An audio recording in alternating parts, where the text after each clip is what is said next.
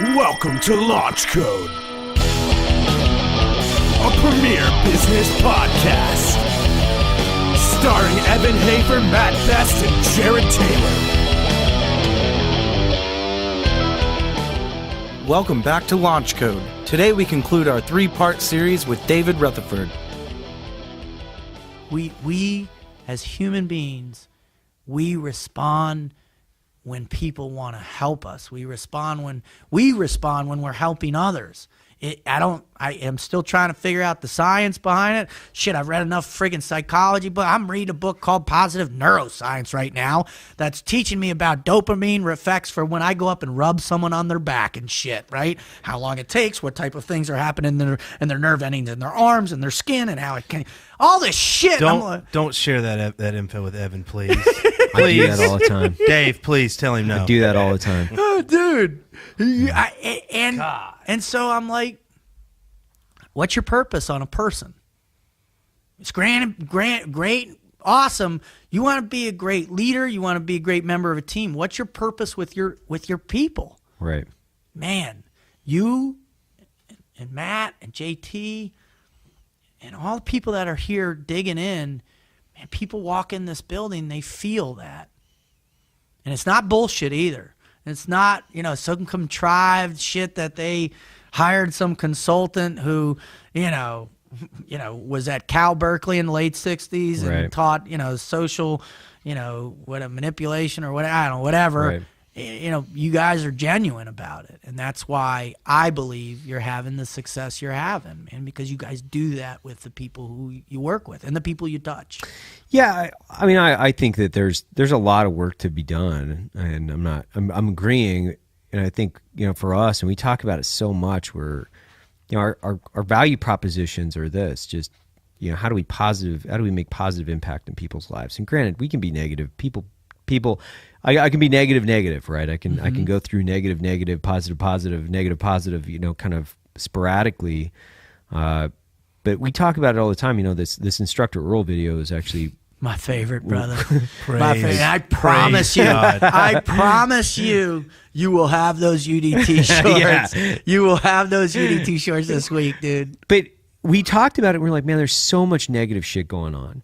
It's just like so much negative shit. There's just like every time you turn on social media, every time you turn on the TV, it's just like, man, what the fuck, dude? We don't want to be that company where, we're not war fighters anymore. Like, I carried a gun for a living. I don't do that anymore. I'm not going to go out and like pound my chest and fucking tell people how cool and fucking tough we are. It's just like, and so when we were talking about it, and Matt and I, and we're all sitting down, we're like, we just want to make people laugh and create a little bit of positivity and kind of this, especially in the veteran community, has a really, really hard time at times with a lot of negativity because they're prone to depression, they're prone to alcoholism, they're prone to a lot of different things at a higher rate based on what they've seen. And for us, we're like, what, we're just going to shift all of our messaging. We're not going to do these commercial. We've never really made negative commercials. They're always built to make people laugh. Mm-hmm. They're always built to create a laugh or give somebody a little bit of information that maybe they didn't have yesterday. So the emphasis on that was like, it's who we are, but also like, let's really show people that we don't think we're fucking cool, Like Matt's like, I'll put on a fucking dress. I don't give a shit. I'll put on some high heels. Ugliest female in the history of the world. You're so wrong. He's sexy beast. No, Matt is a good-looking dude. Matt is a hideous woman. No, he's the ugliest woman. He's the ugliest woman I've ever seen. No, him and Derek are tens. Yeah, but. Tens. I won't fault you guys for that. It's your background, and they taught you that in the military, especially in the Navy. But you got to admit, dude, like Matt's a good-looking dude. Matt is a grotesque woman.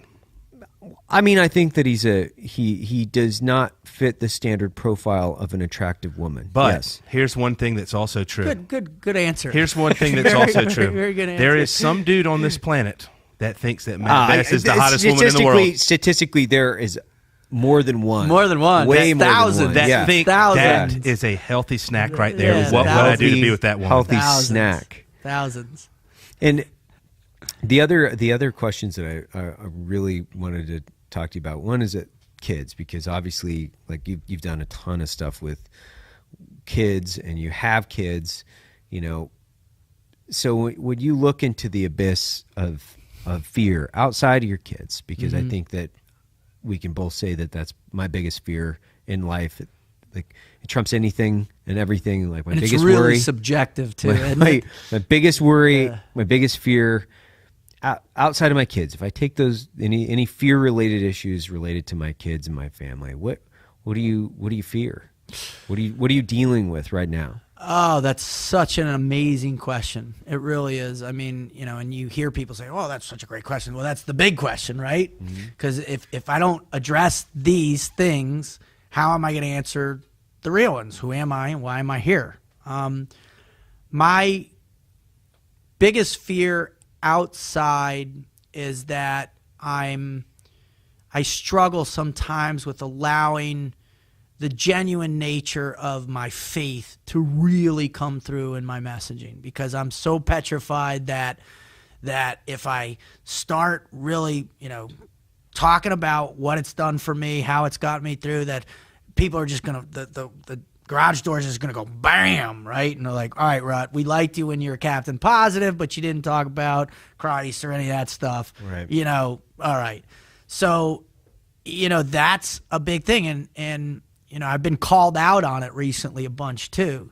You know, I've had like probably 4 people in the last 6 months say, Rut, why are you not, you know, why don't you do a Sunday sermon on Instagram or something like that? And I am petrified that, because I imagine people that are sharing the word, like you have to be this insane intellectual of, you know, biblical studies, theology. You have to be able to know every other religion around you. You have to understand that. And I always forget that, you know, you build your own church every day in your heart every single day, right? And, you know, your faith is your faith, and that's the church. And how you disseminate it is really on you. And because I'm not a firm believer in the heavy construct of traditional Christianity, right, man. And in particular, I'm up with, oh man. How long have you been a Christian? I was saved in 2010, right before going back to Afghanistan for 90-dayer. My first daughter was about to be born, and I got that gut feeling like, oh, this is going to be a bad one. And I was like, I need to do this now. But Frog Logic came before your... Way before that. Yeah, Christ. Yeah, okay. way before that. But I knew I needed to do something that was more in line of servitude, because one of the things, and this, and I know this probably hits you guys, and you guys probably, you know, shake your heads at it, but like Marcus and I think we were, I don't know, 60 shows in or something like that, and we were getting the numbers we were getting, and he looked over at me, he's like, Rut, man, you know, I've done some pretty cool things and been through some shit, and man, really thought that carrying that gun and having that bird was the quintessential influence that I was going to have in my life. And he said, man, I've touched more people with a book, a movie, and a podcast than I could ever have dreamed of with a gun. And that was like, I was like, holy shit. And you know, that's a powerful thing when you realize that, you know, the whole machismo shit and the posturing and all that and carrying a gun and pointing it in someone's face and saying, do what I do or I'm going to shoot you in your face, you know, that's not influence, right, man. That's operating in a fear-based, you know, a fear-based plane, a fear-based psychological plane, an emotional plane. And so, you know, fast forward, being where we're at, hitting our 100th show, having the reach, and all the things I'm doing, speaking. So I'm people, you know, suggesting this concept towards the religious aspect of what I do. I'm in Philadelphia. I'm with the Sox, and we're playing Philly. And I come into the locker room, and on the table there's this massive article about the latest church scandal, and this one's big. Yeah. This one's really big. It's The one in PA? Yep. It is over 1,000 kids testifying from 1943 to now, 301 priests, and only 3 of them are prosecutable because of statute of limitations. And the systemic cover-up that has happened since day one, it devastated me. I teared up in the middle. Meanwhile, here, they're like, "Yo, bro, you're our motivational guy. You know what's going on?" And I remember I pulled over Joe Burns is one of their closers, really brilliant guy. He was a psychology major in college, and I pulled him over. I said, "Man," he's like, "What? Rut, what's up, man?" I showed him. He's like, "Fuck," and this is a big thing to come in and to you and to me to looking like, all right, Evan, I'm going to plant the seeds of the Lord, and I'm still brand new at this shit, and I don't know, but it scares the holy living shit out of me. So that's a massive fear for me. So you're fearful of your Christianity being lumped in with Catholicism? Not just that, I'm misinterpreted, right, and subjected to criticism on a scale that really makes me not want to share my faith. So, I don't want to get into a gunfight on my faith. Right. I mean, I think that. So, I mean, we just met, and I think you've made a few comments and statements, and for lack of a better phrase, dropped some hints. But like, it hasn't bothered me. Well, I appreciate that. No, I mean, it's like, okay, this dude is a motivational speaker. Sounds to me like he's a Christian based on a few of the things that he said so far. But like, I was raised in the church. Yeah. I have no problem with religion. Somewhere along the lines, I lost my faith. But my father passed away in 1981. I was 5. My brother was 8 weeks old. My mom was in grad school. Sorry, brother. My mom was in grad school. This is 30-something years ago. But without the church, my mother wouldn't be alive today. And so I was raised in the church, Sunday school, church, covered dishes on Wednesdays and stuff. I took theology classes in college. And somewhere along the way, I lost my faith, but I don't have a problem with, one of my business partners is a professional, like, Catholic, but I think there's a separation. I think that people that Catholicism is over here and then Christianity is over here. I think I would say the majority of society that would have an opinion. I don't think you need to worry about anyone ever lumping you in with that. Other than like, I think you can. I think it's a fine line between witnessing and being a soldier for Christ, which it sounds like you're conflicted there, and then your message. And I think, my opinion, it's 2 messages. I think that you give enough clues that one is a part of the other, but just because Christianity is a huge part of your message doesn't necessarily mean that it's going to be a huge part of what I'm taking away from you. Does that make any sense? Yeah, that's really. I wouldn't worry about it though, dude. Like, seriously, and if it does bother someone, fuck them. Yeah, but I can. You're a motivational. You're a very positive and motivating person, and just you throw it out, right? And you're propagating energy. Yeah. And I think it's more complex than that, because I think that you've got people that you want to affect in a positive way. And when you put religion in or inject religion, you're right, they shut down. And so it makes your message and your mission much more difficult and or impossible based on a perception. And that's them. Right. That's not you. That's your desire ultimately to affect them in a positive way and do what your I would say your purpose would be, right? But for sure, that's them, man. Like, I mean, and I guess that's the thing is God, I can't tell you how many people I've listened to, whether they're Christian or Muslim or Buddhist or whomever it is. I was reading. Have you read any Thich Nhat Hanh? Mm-hmm. Yeah. I'm not a Buddhist, but I've read what he puts out. Yeah. Right. Yep. And I get it. I do I take the Cliff Notes version? Yeah, but it's a positive influence in my life. It absolutely has been. You know, I've read Noam Chomsky. Do I believe what he says? No, but it's definitely influenced the way that I think, for sure. You know, and the funny thing is, and I'm not, you know, pulling it all back to some weird rationale, but, you know, here's a great example where, you know, Noam Chomsky came out and said it was wrong that Alex Jones was shut down on InfoWars. Like, this is censorship, right? Freaked everybody out. Yeah. But it's like there is common ground in the human language, and it cross levels across politics and political beliefs in a ton of different ways, where if you've got people that are open-minded and willing to accept your message and or willing to accept who you are, you know, those are the people you want to impact anyway. Well, I firmly believe, and especially after doing our show, you know, you bring on people from all walks of life, they tell their greatest never quit story. And some of these stories are freaking heavy, man. Right. Heavy. I mean, Charlie Plum, I mean, that's 2,103 days in the Hanoi Hilton. That's fucking heavy, crazy. Bro. Yeah. Laura Logan, gang raped by 300 people in Tafar Square, right? Yeah.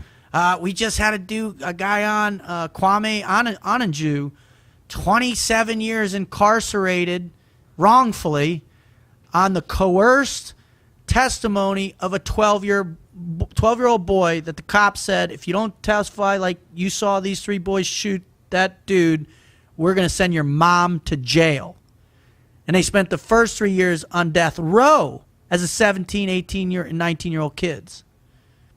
Bro. So the way I look at it is, man, you know, going back to root fear, right? We're unified in our pain. Mm. I mean, we want to believe that our cultural similarities are the greatest connectivity that we experience, right? Because you went here, or we were soft guys, or whatever our accolades, or, you know, wherever we grew up, we're in the same neighborhood or whatever. That's how we're connected. Bullshit, man. Bullshit. We are connected through our pain, right? And the proximity with which we allow our pain to cross the threshold, man, is where all of a sudden now it's like, holy shit, you understand me.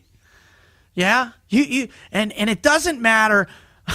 Doesn't matter if you're from the inner city. If you were beaten as a child and you're from the rich white neighborhood of Connecticut and you're beaten as a child, you understand what it means to be beaten as a child, to be abandoned by the love of your parents, to be out on your own. That's what crosses these thresholds of pain, right? So I get that. It's like stark to me. Like, it's as clear as anything I've ever experienced in my life because of the pain I've experienced and who's come to help me. The most strangest people in the world, and all of a sudden now I'm getting, they're lifting me up, and they don't give a shit about the color of my skin or where I'm from or any of that stuff. They just care that, man, I see you in pain. Here's what I know to help you. Here's my pain. This is what I experienced in my pain. And so they share and they cross these boundaries willingly to help lift me up and get back in the fight. And so, you know, I'm sitting here going, man, I want to plant that seed. That's my mission. I want to say, hey, you're going to get kicked in the teeth. You're going to get knocked down. You're going to be, you know, in the fetal position in your life a bunch. Not just one or two times, right? It's going to be a bunch. And right. I mean, we've seen that. How many really wealthy people that are train wrecks? How many, poor people are train wrecks? I mean, everybody's a train wreck in a certain light. It's the severities and the timing and all that. So my thing is, man, how do we best evolve into the best place of ourselves to do the greatest work, to serve at the highest level, to walk that apostolic life, right? Is to get out there and cross over those thresholds of pain and say, hey, man, I know you're hurting. I'm here. Let me help you, right? But so often, I mean, and this is the one, you know, and my change happened with the greatest mentor in my life, Bruce Cunningham, died in May of 2016. He drank himself to death. And you probably remember Bruce. He was the head of Static countrywide. Yep. And you probably remember seeing his problems begin then. He was hooked on opiates and he was challenged, and I couldn't pull him out. And I remember, and this is the guy that said, this is how you be a frogman. This is how you do this. This is what you do. This is accountability. All this shit. I'm like, this is this guy who taught me to believe in educating and teaching and all this wonderful stuff that I covet now. But all of a sudden now, because of his own guilt, his own pain, and his own inability to share and reach out and let people in, he fucking drinks himself to death. That is not an easy thing to do, especially if you've been a functional alcoholic for the grand majority of your life. We're talking leaving Las Vegas shit. Oh, wow. He was drinking a handle of vodka a day for almost a year. And his incredible wife, who is, God bless her, man, one of the most incredible human beings, and they had a 9-year-old. She's not 9 anymore, but she was 9 at the time. Finally pushes him out, and I thought we had gotten him into one more rehab, and then I was like, all right, I'll call in 60 days, and I call, and she gets on the phone, and she says, no, Rudd, I'm sorry, I had to kick him out of the house, and he's down the street a mile. He doesn't leave. He doesn't do anything. And I said, should I come up? And he's like, and she goes, no, it's done. And now I'm thinking to myself, fuck, what am I going to do? All right, I'm going to get out there. I'm going to go live with him for a week because I can do this. I can plant the seed. I can be compassionate. I can be empathetic. I know how to do it. And then, May, I get the call. She calls me up and she's like, Bruce is dead.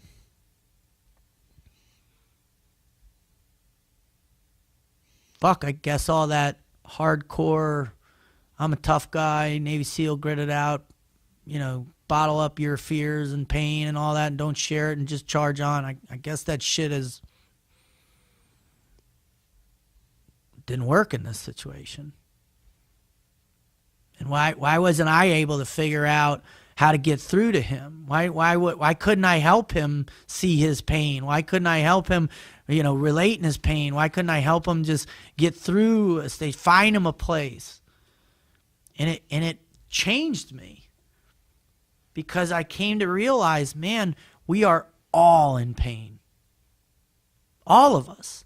But yet, so often, man, we put our head down, we grit it out, and then the next thing you know, you've treated your kid like shit for 10 years. The next thing you know, you've abandoned core fundamental relationships that have gotten you through in the past that now you're like, I'm not going to pay attention to it because I just can't. I'm holding on by a thread and I can't go talk to anybody. Or how many guys do you know, man, that are sitting there every night, right?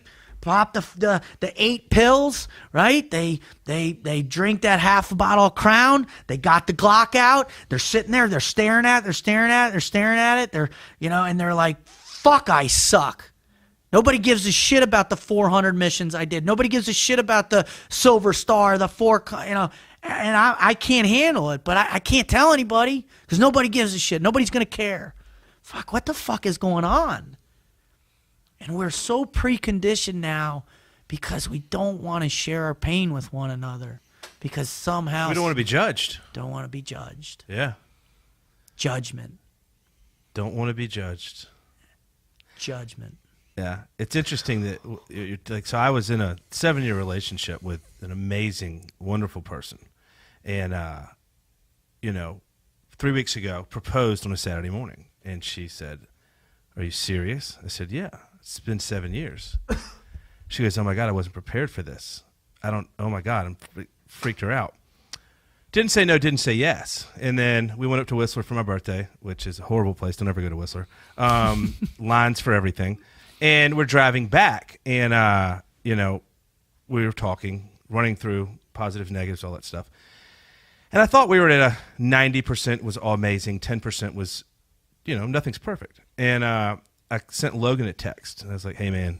He goes, how'd it go this weekend? Because I told him I was going to propose. Yeah. I was like, it didn't go as planned. He goes, what do you mean? I said, what the fuck do you think that means? He goes, are you okay? I was like, dude. I was like, I don't know. I said, I can't be here. I need to take a few days off. I don't want to be alone. He goes, get your ass down here. I was like, no one's ever said anything to me that meant that much at that time. And it's kind of a reflection of Evan. I get down here, bought a ticket in the car on the way down. I was like, hey, I'm going to go down to San Antonio. You take a couple days and give it some thought, you know. And I get down here, and Evan, the first thing he said to me, I was like, he's like, dude, what's going on? I was like, yeah. I was like, I'm thinking about moving to San Antonio. He goes, all right, are you okay? First question, are you okay? Not what happened. Are you okay? And I was like, yeah, dude, like, I'm good, man. Like, I think I'm all right, you know. And then a few days goes by, and we talked and decided to call it off. And you know, I arrived here as a resident on Friday night, and when I pulled into this parking lot, or Thursday, I pulled into this parking lot, and it's just like this weight was lifted off my chest. It's like, I'm fucking home, dude. Family, and just being here. Now, I can tell you this. If I wasn't here right now, if I was alone, I don't know if I'd be okay. I think I'd be pretty fucked up. However, I got here. Their energy is contagious. The way Evan runs the business is contagious. The creative juices and the support structure and knowing that you're surrounded by super badass people is amazing. And more importantly, that they care, you know. It's genuine. Yeah, it's completely genuine, you know. And a lot of the things that you've touched on, you know, and, you know, talking about how great and wonderful Evan is and how he's the greatest person that's ever lived and rivals Jesus as a wonderful. Just so everybody know, he pays me a lot of money to say this stuff about him. No, but it's interesting. It's like a lot of the stuff that you're saying, like it kind of connects, you know, and it's like connecting with, I'm not going to say pain, but connecting with my situation and knowing that he's, you know, been through similar things, you know, and same with Matt. Same with Evan. Like Matt sat me down, shared a bunch of stuff with me, and you know, the whole pain thing. You've said a lot of stuff today. It's like hindsight bias. It's complete fucking common sense. I've just never heard it before, and so like, I don't know. I just feel like this conversation, like I'm gonna walk out of this room a better dude. I hope and so. I'm gonna go home and I'm gonna get on my laptop or my Logan's house, and I'm gonna get on my laptop and I'm gonna start looking a lot of this shit up. And back to the religion thing. You said physical maturity, emotional maturity, and you said spiritual maturity, and that really resonated with me because I'm not a spiritual person at all. Like I'm a knuckle dragger, dude. Like I'm a meathead, but it's like, you know, that's something I could kind of work on. Like maybe what do I believe? You know, what is my mission? Which is something Evan's constantly going back to.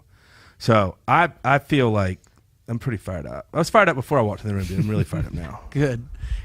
What is interesting is, and we all, I don't care where you go. You can go into a yoga studio, go into Barnes & Noble, look up the internet, but there's a variation within the self-help world, right? It's all about body, mind, and spirit, right? Yeah. And what's funny is that, you know, Abraham Maslow, although I love his work, basically, you know, manipulated that into what's become the modern day self-help movement, which is about this find balance, right? Get in your lotus position and get your chi centered and get your intention and your meditation and all that shit. Well, I'll tell you what, my third eye has fucking glaucoma, right? I can't sit in the lotus position because my shit's all jacked up, and I got tight hips, bro. And listen, with my brain lasts for 30 seconds in meditative state, right?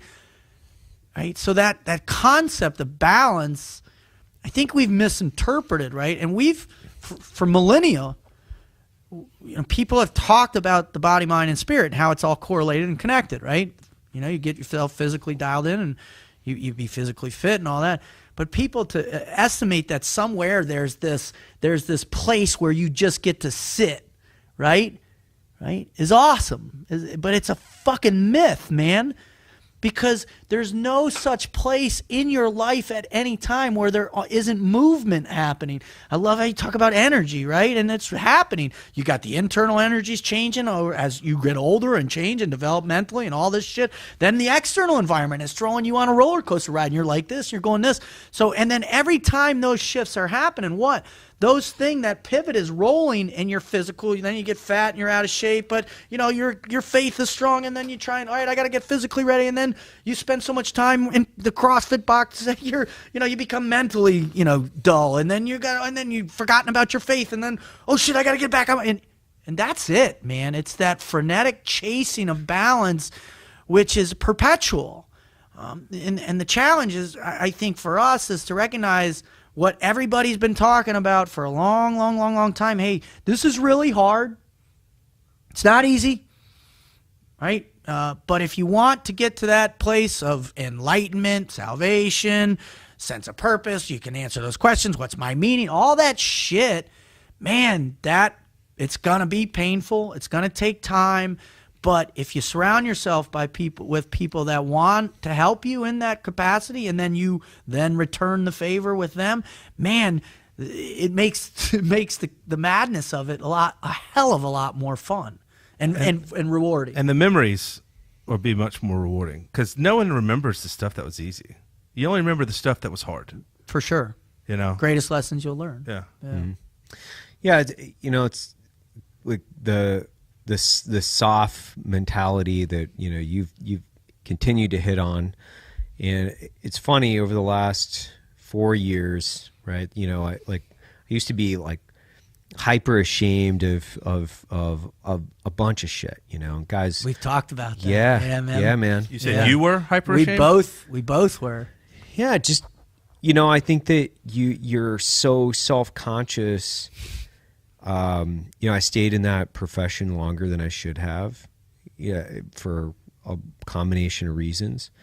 I made other people probably miserable because I was fucking miserable. I was angry. I was, if I was competent and better, I felt I was right. So as long as I'm better than everybody in my mind, right? As long as I'm better than everybody, then I'm fucking right. I'm good. If I take your ass on the range and I fucking stomp your guts in every fucking day because I outwork you and do all the other things, right? Then I get to piss on your leg. I fucking all own day, you. every day. Yeah, I get to piss on your leg. I'm fucking own you. That is such a fucking. It is such a detriment to the individual psychology, and the single best thing that ever happened in my life was basically being fired from the agency. It was the single best fucking thing that could have ever happened in my life. I had so much of my identity fucking wrapped up into that place, and I hated it so much that I couldn't fucking necessarily let it go.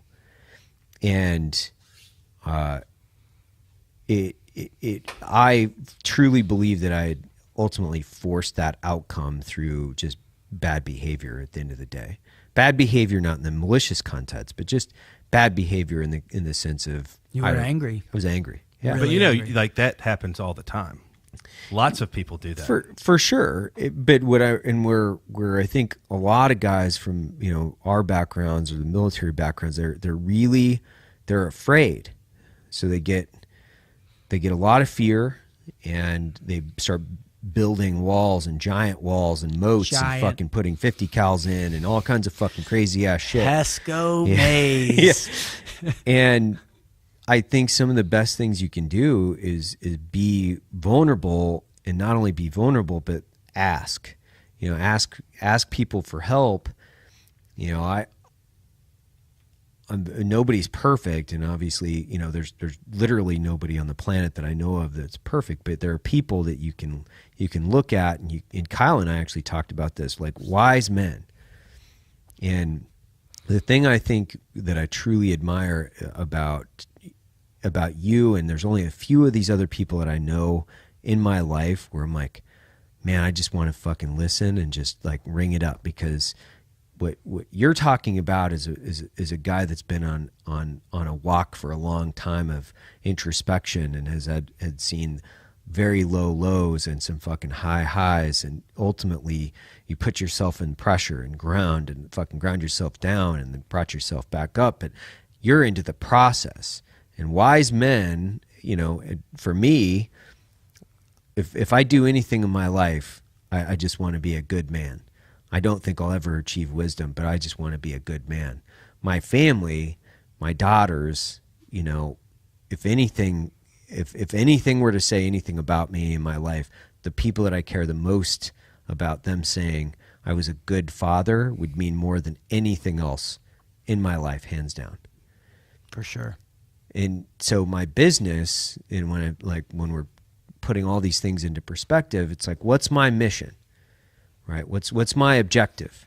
Well, first you have to define good. What does it mean to be good? Good is never-ending process. Ever. It never ends. It's constant work. It's never static. It never ends. It's always there.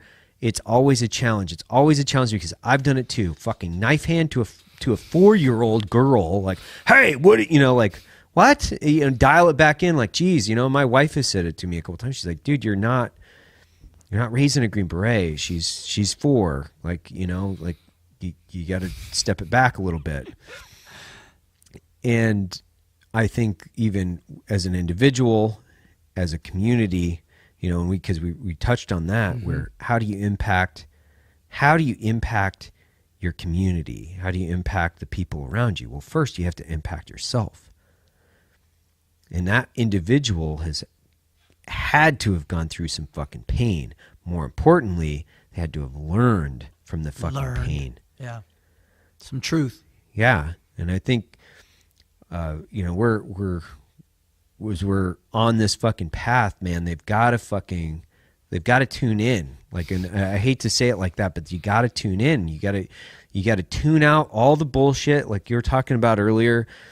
What Mueller does with fucking Trump is irrelevant to your life. Fucking doesn't absolutely matter. Irrelevant. It doesn't matter. It doesn't matter. I convinced myself that was my new reality on the drive down here. Because, dude, I was obsessed with that shit. Yeah. As much time as I spent on social media, I was obsessed with it. And for me, it was winning and losing the right side conservative versus the liberal left. And I was fucking obsessed with it. And then I think I was driving through New Mexico, and I pulled into a gas station, some fucked up town outside of Roswell, man. Like, crazy looking place with crazy people. And I was just like, fuck politics. Fuck all these media talking heads who all they're doing is spewing negativity and selling clickbait and selling hysteria. There's no more firearms to pull in the building. Mm-hmm. Right. They've That's my new reality, dude. I'm not fuck all of it. Except Brian Dean Wright. I'll keep following him. But that's the thing. When you want to tune in to something fucking positive, I think when you want to tune into something positive, what are you tuning into? Oh my God. I mean, I know this is going to sound contrived. You guys, I always it just cracks me up. What else? I love great music, right? Mm-hmm. Hearing great music. I'm a big music guy. I can't play worth a shit, but man, I'll turn on something that just gets me going, and it fires me. I love Explosions in the Sky, that band, the instrumental band. That gets me going. My kids, literally, you can literally just look at your children and see something, and they'll try and make you laugh, or there's a dialogue with them, and it's like instantaneous. My close friends, man, when I need a dose, I'll call up, or text, and it's just, I mean, it's one text, right? That sparks it, that gets it the next step. Being creative, and creating something that I have, that I feel is going to make an impact, right?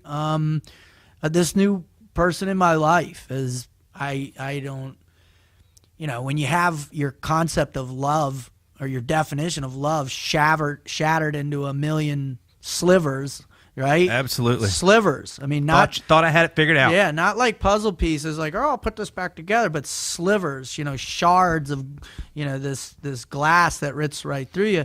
And then you're like, okay, I'm going to believe that there's the counterpoint to me, or not counterpoint, but the person that is going to hear me and be fulfilled by me, just like and then all of a sudden I run into her, and I'm on the road a lot. Our average conversation is 2 hours.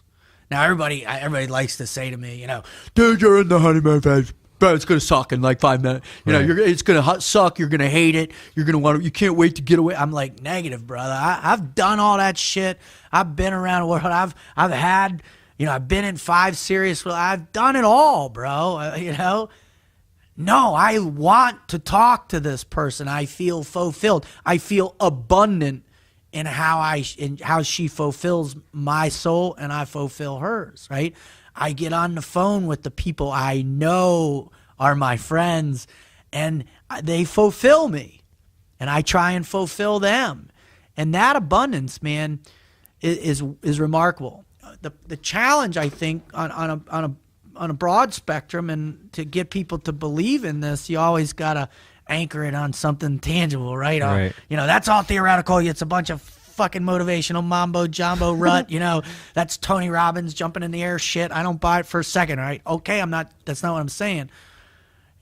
Harvard just released this study recently, or came out a little while ago, where they studied people for 76 straight years. A Harvard graduating men's class, and then 131 inner city kids from Boston back in the 30s, right?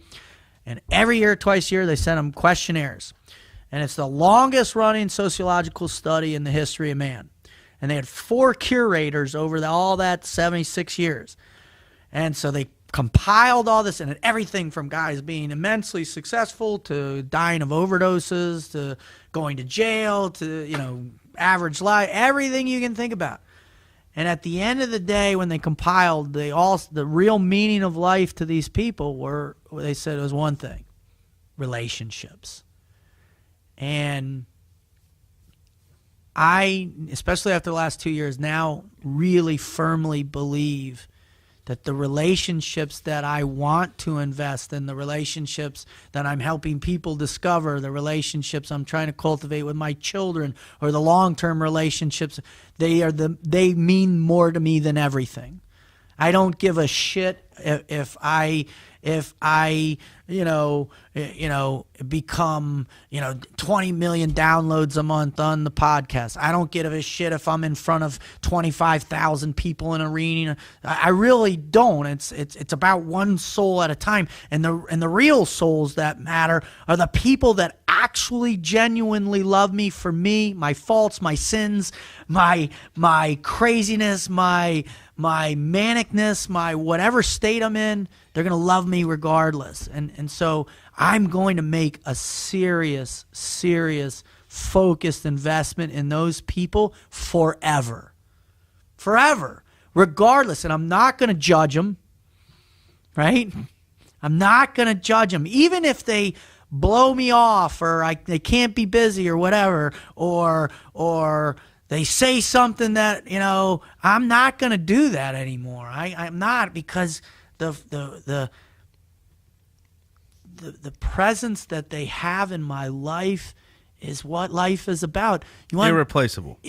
Irreplaceable is not enough. Right. Yeah. No. It's not enough. I could sit all day and pontificate with really cool words and psychological experiments and studies and all this shit, but I can't surmise it. The only fucking thing that adequately describes how I feel about Evan is love. I love the man. And that's it. That's it. And he knows what it means for me, and I know what it means for him, from him. And I'm good in that space. And I'm going to keep doing it forever, period. What are some of the things that you do that make you happy? And let's try and top that, please. I can't top anything Dave says. People want to hear. I can't top what Dave says, but I can tell you that I agree with him 100,000%, which is relationships and the relationships and love. And it's funny because I just rewrote the company's values, and love is one of the values. And Thank you, brother. Thank you. And people in the boardroom, they're like, love? And I was like, yeah, absolutely. It's BlackRifle coffee, it's like love. I was like, yeah. You have to love your workplace. You have to love what you do. You have to love the product. You have to love the customer, but love. Because that's what I'm trying to create, for decades of my life. I emphasized all the wrong priorities, the wrong people, the wrong type of relationships. I don't want any of those relationships. Actually, I could give two shits about them because they're worthless. They're absolutely worthless. But did they serve a purpose at that point in time? Yeah, I mean, everything you could argue everything serves a purpose at that specific time and purpose. It's a tough in thing to get life. involved in, right? Yeah. But I think relationships, and more importantly, the relationships that I would agree with Dave wholeheartedly with is the love that you have for your friends and the depth of love that you have for them. And sometimes you can see it. You can see it, and you're like, oh, you know what? This is a guy. This is a person. This is a person I will love. And Dave, I think from a long time, I was like, man, I love Dave Rudd. Like he is the best because he is like not only the most positive, sincere, authentic guy, like he's trying to do something incredible. And just recently, I ran into a guy within the last couple of years, this guy, Donnie Vincent, fucking incredible guy, like incredible. And I love what he does. He's a he's a man. deep fucking man. And it's incredible because you're like, man, I've got a deep relationship with this guy as an adult. How often do you come across people where you're like, man, I have a deep relationship with this person outside of your wife, outside of your kids? You're like, you don't. But that's what this business has been able to do for me is you can really you can really wrap your arms around it and go, you know what? I don't care about what I did in the past. It built me who I am today. It provided me an incredible introspection into my life. But going forward, this is what I'll fix, and this is what I'll emphasize. This will be my emphasis. Well, you are all of that was, and this is another really amazing thing that I've learned from those very wise people is like, hey man, God bless you. All that stuff, man, awesome, amazing, incredible, hoo-yah, high five, all that, but shit, today's day one. Yeah.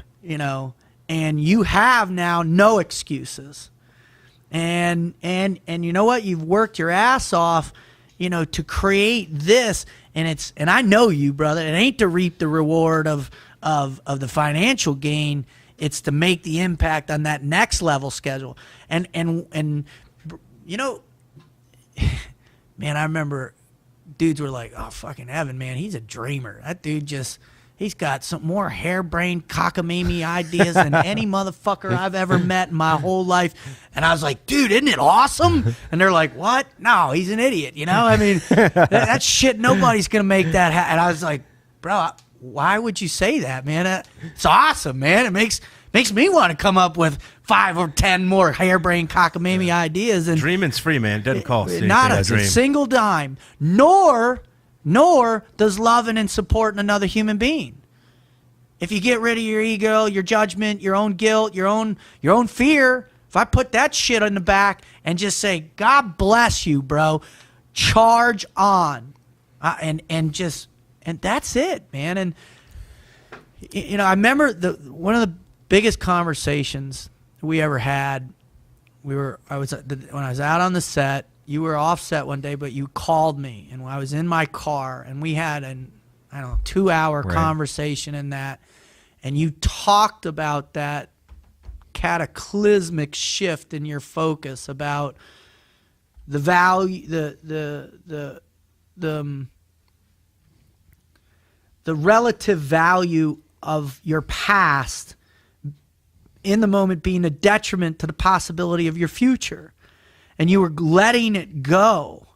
And you were talking about things in a spectrum that nobody else in my peer group was talking about that. And I remember being blown away with the fact that you were telling the truth. It wasn't like you weren't making it up. It was I know it, right?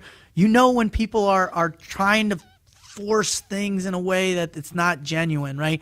And you were talking about a vision that is much like what I'm sitting in the middle of right now. I mean, it's not as grand yet, but I refuse to impose any restriction on your capability. I'm not going to use the words. I'm not going to say you can. I'm not going to say bullshit. I'm going to say fucking A, you can do it. How can I help you? Right. Yeah, I think that's mutual. I think that's for us. Like most guys, I think now it's like, hey, how do I help, man? Like, and you want to be in and around those guys that are like, yeah, I want you to fucking dream. I want you to set out your imagination. I want you to put a goal out there, the big, hairy, audacious goal, and fucking run after it, because at least you're doing it. I mean, your story about going all in on our show was one of my favorites by far. Not only because I love you as much as I do, but the way you were so raw about it, and you're like, I didn't care. I sold every gun I had. I maxed out my credit cards. I had nothing in my bank account, and I went all in with some guys that were, I didn't really know them, but they seemed like they were all in too, and they had, and look, man, and I think the greatest thing that I hope people take away from this show with you is, if you're willing to allow yourself, that pain, the regular pain, in a positive way, you surround yourself with people who truly love you, and you love them back. Don't just take, right? But love them back. All the things that that purpose, that meaning, will come to fruition. I couldn't agree more. It's fuel. It's absolute, like, Pure I've said fuel. it 100 like times. BlackRifle coffee is. You can power a city with splitting an atom, or you can fucking destroy one, and it's all up to what you do. I'm stealing that line. Where do they listen to Dave? Where do they listen to you? I appreciate that, brother. We Team Never Quit podcast. We're coming up on our 100th show. This will probably release after that. You can go to our website at tnqpodcast.com, or any podcast app, iTunes. Just type in Team. We usually pop up first. Team Never Quit. Subscribe there. You can find me at Team Frog Logic on all social media. I give a daily dose of motivation. I try and do it every day, and bring a little positivity. I have a lot of old podcasts that are out there. Just search Navy SEAL Radio or the Frog Logic podcast. I've got a couple books out there, and you can go to my website, teamfroglogic.com. Yeah. Awesome. I will be participating in all of those things tonight. Thank you. After I call my mother when I leave this place, because I've been a shitty Dave, son. I'm calling my mom. I love you, brother. I want you to come back whenever you have the time. You have an absolute open door to our podcast, because this has fucking been, I think it's probably been our best episode so far, and I can't emphasize that enough. Well, I want to put something on your. I want to put something on you real quick. Please. Like, I want to dump it on you too. All right.